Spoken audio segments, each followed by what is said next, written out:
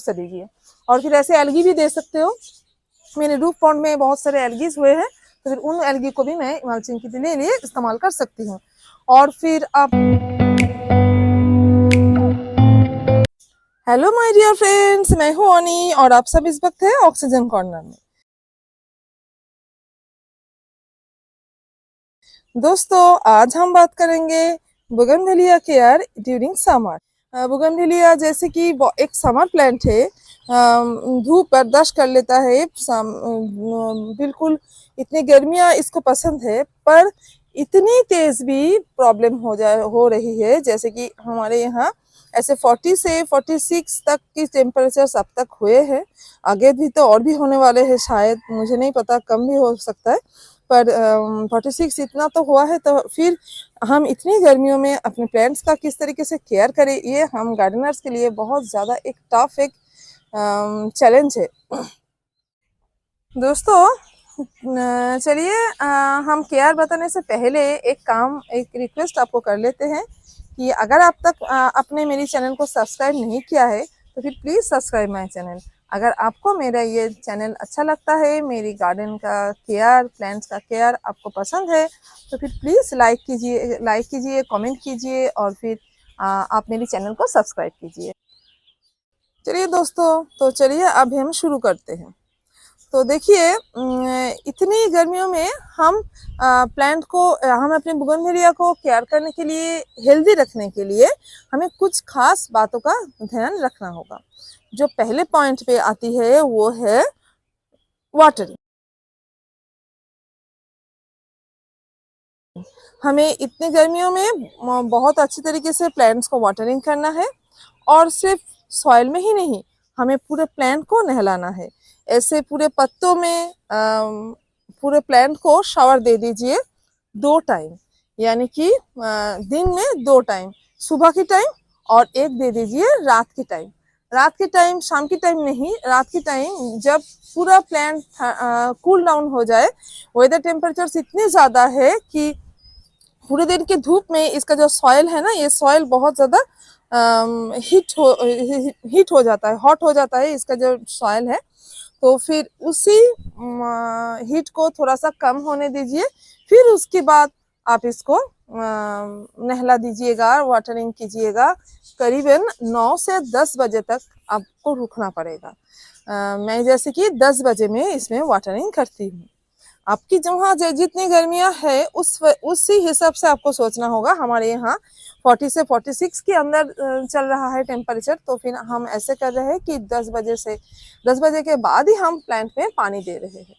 और फिर अगर आपको हो सके शावर देने से तो देना अगर चाहोगे तो फिर आप अगर कोई बिल्कुल जो पाइपलाइन से जैसे देते हो उस तरीके से देंगे, तो फिर आपको फिर एक बार पानी को, ठंडे पानी को उठाना होगा अपने टैंक में, तो फिर आप दे सकेंगे। और अगर आप आइस को दे के, अगर अपने ऐसे किसी चीज़ से ऊपर से शावरिंग कर रहे हो ऐसे हाथों से, तो फिर आप बर्फ की पानी भी, थोड़ा सा बर्फ मिला के उसको ठंडा कर लीजिए। थोड़ा सा जितना हॉट वाटर है उसको थोड़ा सा ठंडा कर लीजिए। तो फिर आपका जब भी आप थोड़ा सा पहले भी अगर चाहो, आपको फिर पानी उठाने की जरूरत नहीं होगी। अगर हो सके तो आप ऐसे भी कर सकते हो, थोड़ा सा ठंडा करना, जस्ट हाथों में अच्छा लगे आपको।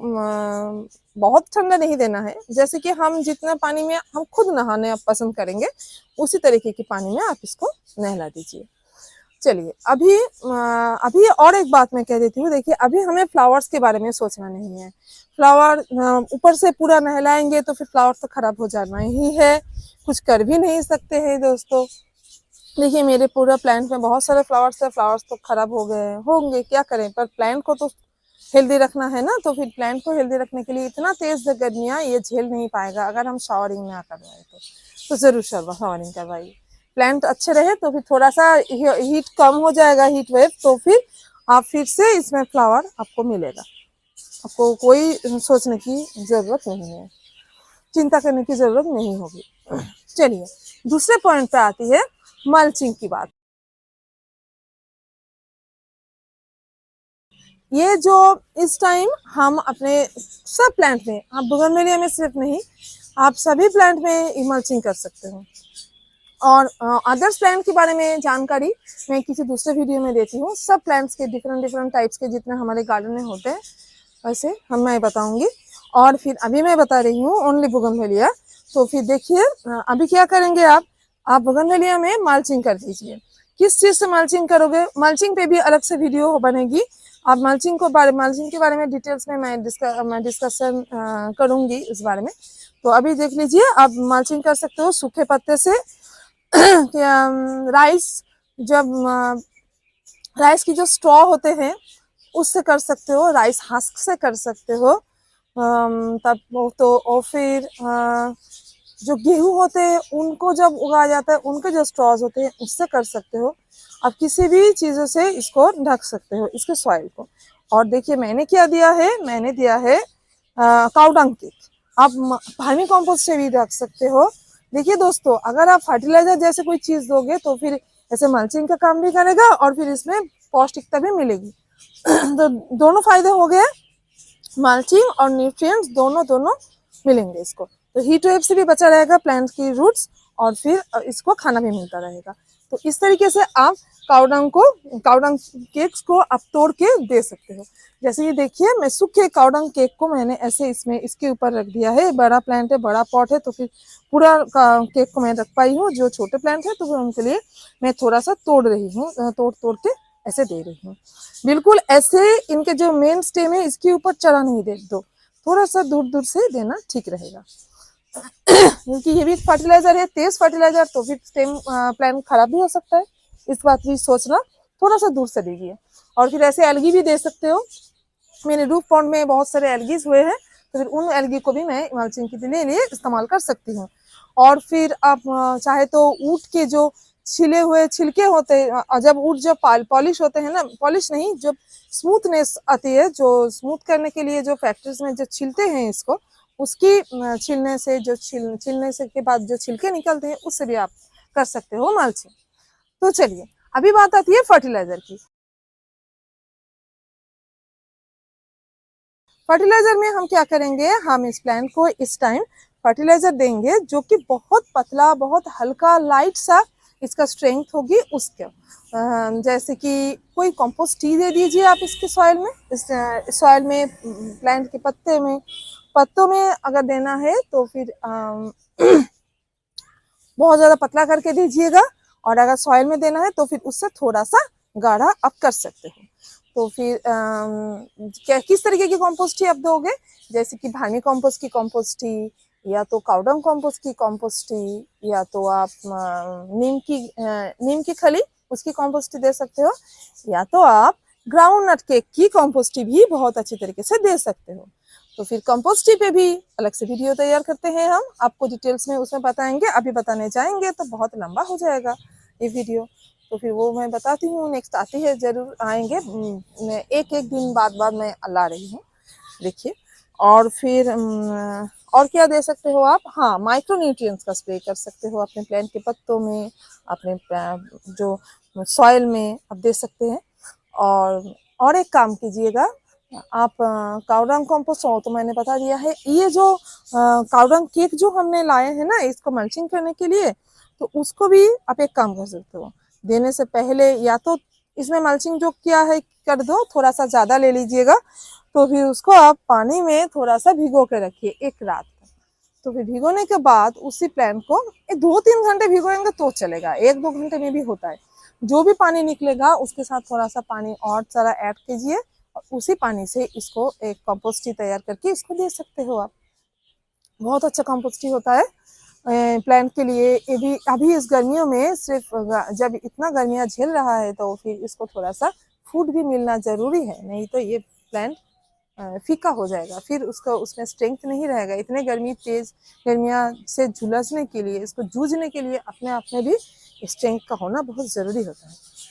फर्टिलाइजर में आप किस टाइम फर्टिलाइजर डालोगे, फर्टिलाइजर डालना है आपको बिल्कुल सुबह की टाइम, 5 बजे से 5:30 बजे के अंदर। उसके ज्यादा आप मत कीजिए, उससे देर नहीं होना चाहिए। और अगर आप रात में डाल रहे हो पेस्टिसाइड, सॉरी, अगर आप रात में फर्टिलाइजर डाले हो तो फिर बहुत अच्छी है। रात में आप जिस टाइम पानी डालोगे वाटरिंग करने के बाद ही आप फर्टिलाइजर का इस्तेमाल कीजिएगा, पहले नहीं। सूखे हुए प्लांट में कभी भी मत करना दोस्तों, हाँ ठीक है। और क्या है, और अगर आप आगे आगे आती है जो पेस्टिसाइड फंगिसाइड की बात, तो इस टाइम थोड़ा सा पेस्ट की अटैक हो सकता है, जैसे कि स्पाइडर से, बहुत सारे मीलीबग्स है। मीलीबग्स इसमें अटैक नहीं करते हैं ज़्यादा, तो फिर स्पाइडर का अटैक थोड़ा सा होता है। स्पाइडर क्या करते हैं, इनको, इनके जो पत्ते हैं, इनका जो रस है इसको चूस के खा लेता है, आई मीन जो सक करके ले लेते हैं इनका जूस, तो फिर नुकसान होता है अपने प्लांट का। ऐसे तो गर्मियों में जूझ रहा है, ऊपर से इसका अटैक, तो फिर इसको भी हटाना चाहिए। तो क्या करेंगे दोस्तों, अगर आपने ऐसा कोई अटैक अपने गार्डन में देख रहे हो, तो फिर मैंने जो ऑर्गेनिक पेस्टिसाइड तैयार करना आप लोगों को दिखाया है, उसी से आप स्प्रे कर लीजिएगा। मेरे गार्डन में बहुत सारे स्पाइडर्स थे, तो वो अभी भाग गए हैं। अभी मुझे अगेन और भी करना होगा 1 वीक के बाद, अगर देखना है आपके गार्डन में कितना ज़्यादा पेस्ट का अटैक है, तो फिर उसके बाद आपको करना होगा। आज ही रात में मैं उसको दोबारा से इस्तेमाल करने वाली हूँ। और अगर कोई भी पेस्ट का अटैक नहीं ही दिख रहा है आपको, तो कुछ करने की जरूरत नहीं है। 15 डेज में एक बार अगर आप नीम ऑयल का स्प्रे कर देते हो, तो प्लांट्स के हेल्थ के लिए काफ़ी होता है, अगर भी कोई पेस्ट अटैक नहीं करता है।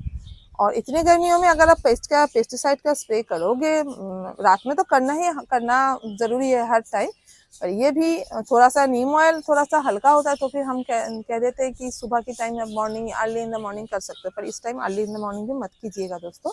अगर आपको करना ही है तो फिर बहुत ज़्यादा रात में कीजिएगा, ओके। दोस्तों आती है और एक इम्पॉर्टेंट बात, जो है सनलाइट। आप इस टाइम सनलाइट कैसे अपने प्लांट में देना चाहिए। देखिए, जो बड़ा प्लांट है, जो मैच्योर प्लांट है, उनके लिए मैं कहूँगी कि आप पूरे दिन अपनी सनलाइट में रखो। अब मैंने जो जो कहा है कि मल्चिंग कीजिए, ऐसे जो कुछ भी करना है वो सब करके आप बिंदास रोज सब पूरे दिन सनलाइट में रख सकते हो। ग्रीन नेट की ज़रूरत नहीं होती है इनको। पर अगर आपके जो छोटे छोटे प्लांट है, उनका कैसे केयर करोगे, चलिए मैं वो दिखा देती हूँ।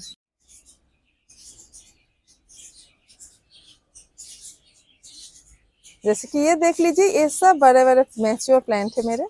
मैंने सबको इसके यहाँ ही पूरे सनलाइट में मैंने इसको रखा है। देखिए, इसको सनलाइट में ये रह रहा है और ठीक भी है। इसे फुल सनलाइट में रखिए।